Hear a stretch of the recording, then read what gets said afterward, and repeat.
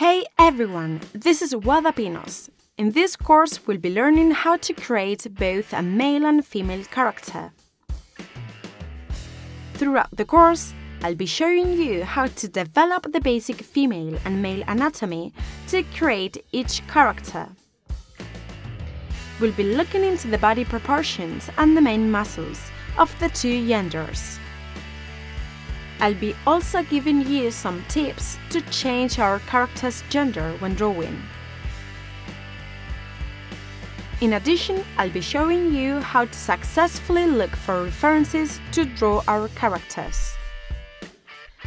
First, we are going to design the character, and after that, what we are going to do is use the references and the character to change its gender.